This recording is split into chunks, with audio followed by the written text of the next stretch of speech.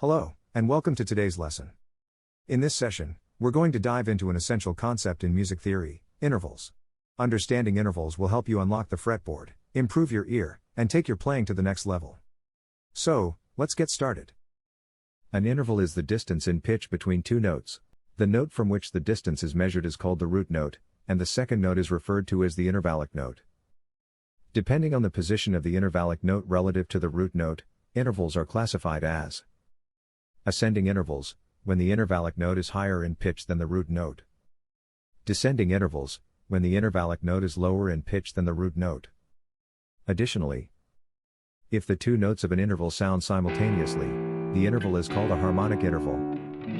If the notes are played one after the other, the interval is called a melodic interval.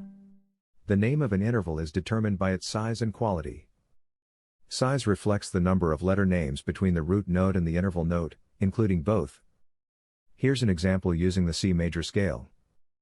Unison, the same note played twice. In this case, C. Second, the interval from C to D. Third, the interval from C to E. Fourth, the interval from C to F. Fifth, the interval from C to G. Sixth, the interval from C to A. Seventh, the interval from C to B. Octave, the interval from C to the higher C. Quality describes the specific type of interval, such as perfect, major, minor, augmented, diminished. Now let's add these qualities to our described intervals. Unison, fourth, fifth, and octave are perfect intervals. Perfect intervals have simple frequency ratios between the root note and the interval note. Unison, 1:1. Octave, 2:1. Perfect fifth, 3:2. Perfect fourth, 4:3. These intervals sound consonant and free of dissonance, making them ideal for basic harmonies.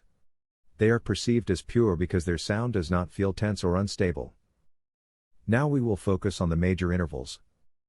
The second, third, sixth, and seventh are always major intervals at positions 3, 5, 10, and 12, assuming C is position 1 and the upper C is position 13 in this example. We've explored the intervals of the C major scale. Now, let's add the intervals for the 5 remaining notes to finalize the octave. Let's focus on minor intervals.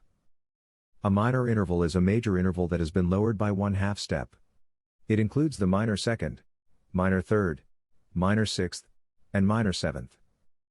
These intervals have a slightly darker or more tense sound compared to their major counterparts. For example, in the C major scale, a major second interval CD becomes a minor second CD flat. A major third interval CE becomes a minor third CE flat. A major sixth interval CA becomes a minor sixth CA flat. A major seventh interval CB becomes a minor seventh CB flat. We have completed the minor intervals. Now, let's discuss the final interval, the tritone, which divides the octave in half. It is 3 whole tones away from both the lower C and the upper C. What is the correct naming of the tritone? If we raise the perfect fourth by a half step, in this case, F to F sharp, the interval C to F sharp is called an augmented fourth. If we lower the perfect fifth by a half step, in this case, G to G flat, the interval C to G flat is called a diminished fifth. The tritone is often used to create tension in music and is a defining feature of the dominant seventh chord. Now that we've learned how to name the individual intervals, let's review them one by one for a single octave starting from the note C. Along the way, we'll also introduce simpler, commonly used names for these intervals. Perfect unison, P1, C to C. Often referred to as 1 or simply root. Minor second, lowercase m2, C to D flat. Commonly called flat 2. Major second, M2, C to D. Known simply as 2. Minor third, lowercase m3, C to E flat. Often called flat 3. Major third, M3, C to E. Typically referred to as 3. Perfect fourth, P4, C to F. This interval is often just called 4. Tritone, augmented fourth, C to F sharp. Commonly called sharp 4. Or, diminished fifth, C to G flat. Often referred to as flat 5. Perfect fifth, P5, C to G. Simply called 5. Minor sixth, lowercase m6, C to A flat. Known as flat 6. Major sixth, M6, C to A. Typically referred to as 6. Minor seventh, lowercase m7, C to B flat. Often called flat 7. Major seventh, M7, C to B. Commonly called 7.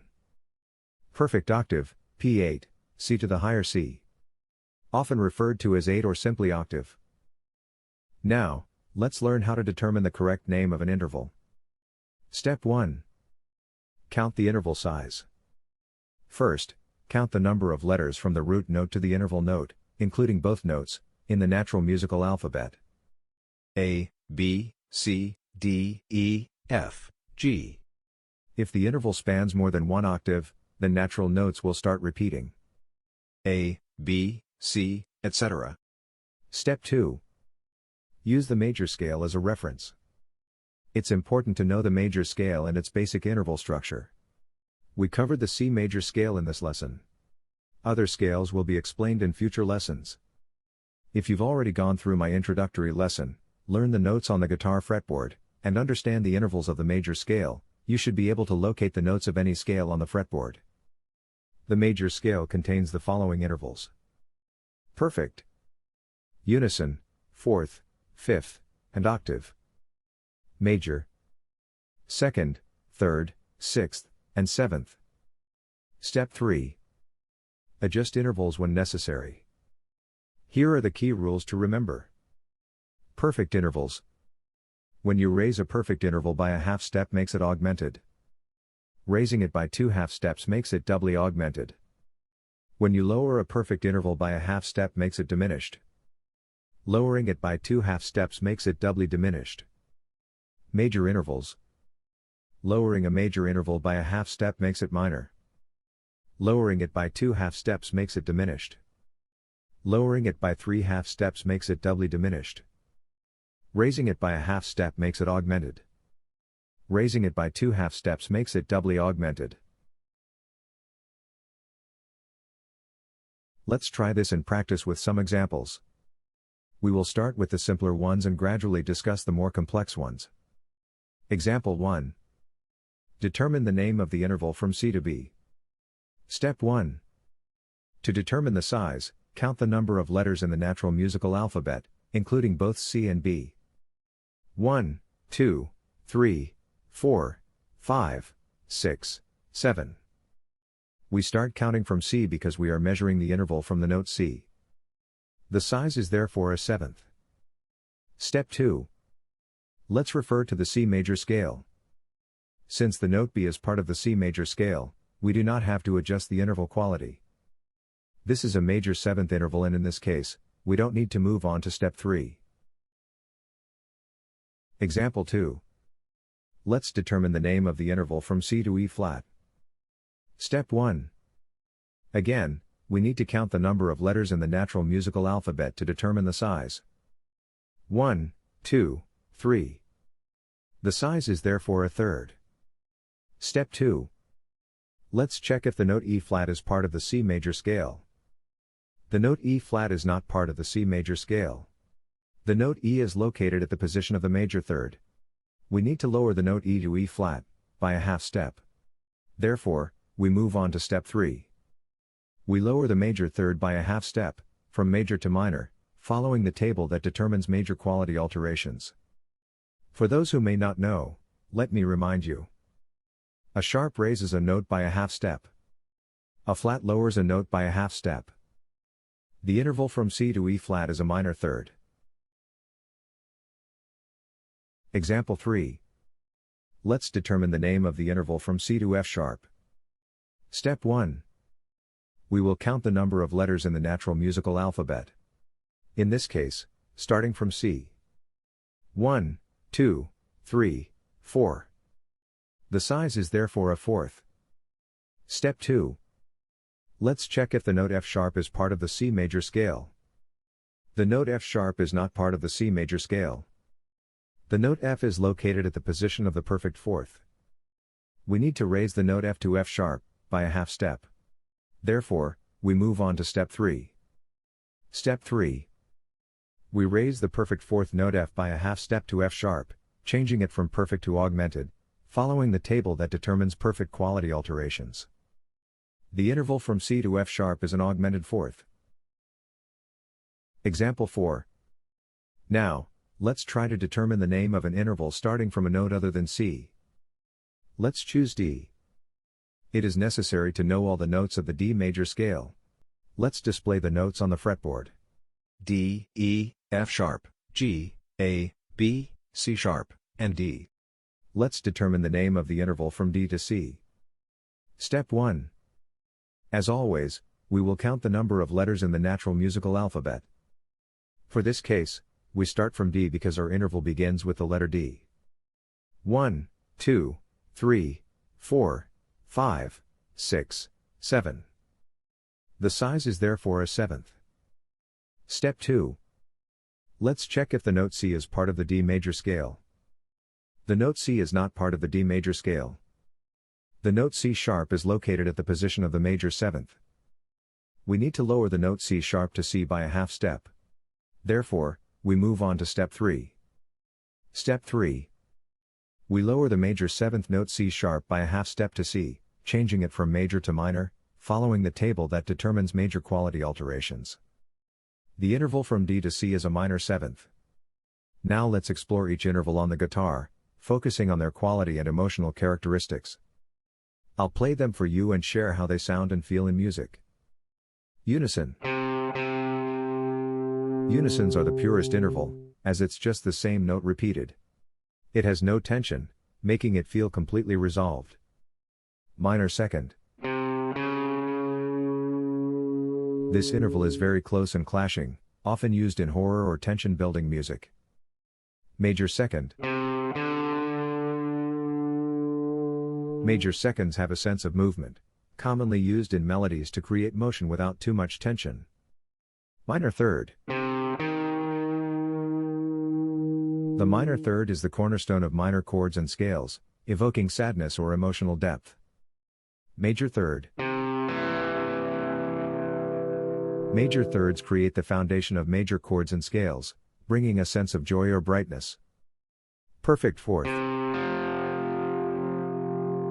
The perfect fourth has a stable, neutral sound. It's used frequently in melodies and as a bridge between other intervals. Tritone. Augmented fourth diminished fifth. The tritone divides the octave perfectly in half and creates a lot of tension. It's often used in jazz and classical music to add drama or mystery.